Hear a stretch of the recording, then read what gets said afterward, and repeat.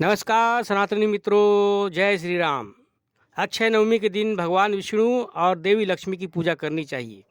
इस दिन आंवले के पेड़ की पूजा करना विशेष महत्वपूर्ण है, जिसमें पेड़ को दूध चढ़ाना, दीपक जलाना और परिक्रमा करना शामिल है। इसके अलावा इस दिन दान पुण्य करना भी बहुत शुभ माना जाता है। खासकर अन्न, वस्त्र और कंबल का दान करें। अक्षय नवमी के दिन करें ये काम। पवित्र स्नान, सुबह जल्दी उठकर स्नान करें। यदि संभव हो तो गंगा नदी या किसी तीर्थ स्थल पर स्नान करें या घर पर गंगा जल मिलाकर स्नान करें।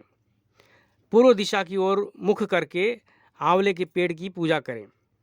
पेड़ की जड़ों में कच्चा दूध और जल अर्पित करें। हल्दी, कुमकुम और अक्षत लगाएं।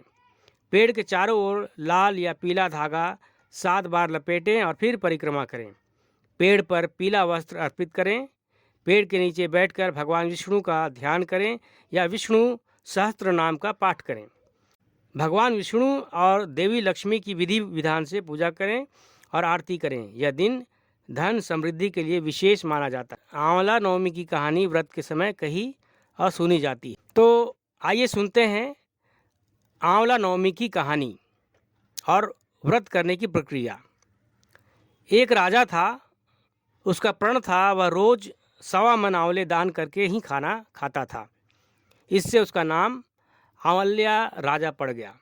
एक दिन उसके बेटे बहू ने सोचा कि राजा इतने सारे आंवले रोजाना दान करते हैं, इस प्रकार तो एक दिन सारा खजाना खाली हो जाएगा। इसलिए बेटे ने राजा से कहा कि उसे इस तरह दान करना बंद कर देना चाहिए। बेटे की बात सुनकर राजा को बहुत दुख हुआ और राजा रानी महल छोड़कर बियावान जंगल में जाकर बैठ गए। राजा रानी आंवला दान नहीं कर पाए और प्रण के कारण कुछ खाया नहीं। जब भूखे प्यासे 7 दिन हो गए, तब भगवान ने सोचा कि यदि मैंने इसका प्रण नहीं रखा और इसका सत्य नहीं रखा तो विश्वास चला जाएगा। इसलिए भगवान ने जंगल में ही महल, राज्य और बाग बगीचे सब बना दिए और ढेरों आंवले के पेड़ लगा दिए। सुबह राजा रानी उठे तो देखा कि जंगल में उनके राज्य से भी 2 गुना राज्य बसा हुआ है। राजा रानी से कहने लगे, रानी देख कहते हैं, सत मत छोड़ें सूरमा, सत छोड़ियो पत जाए, सत की छोड़ी लक्ष्मी फेर मिलेगी ना आए। आओ नहा धोकर आंवले दान करें और भोजन करें। राजा रानी ने आंवले दान करके खाना खाया और खुशी खुशी जंगल में रहने लगे। उधर आंवला देवता का अपमान करने व माता पिता से बुरा व्यवहार करने के कारण बहू बेटे के बुरे दिन आ गए। राज्य दुश्मनों से छीन लिया गया। दाने दाने को मोहताज हो गए और काम ढूंढते हुए अपने पिताजी के राज्य में आ पहुँचे। उनके हालात इतने बिगड़े हुए थे कि पिता ने उन्हें बिना पहचाने हुए काम पर रख लिया। बेटे बहू सोच भी नहीं सकते थे कि उनके माता पिता इतने बड़े राज्य के मालिक भी हो सकते हैं, सो उन्होंने भी अपने माता पिता को नहीं पहचाना। एक दिन बहू ने सास के बाल गूंथते समय उनकी पीठ पर मस्सा देखा। उसे यह सोचकर रोना आने लगा कि ऐसा मस्सा मेरी सास की भी था।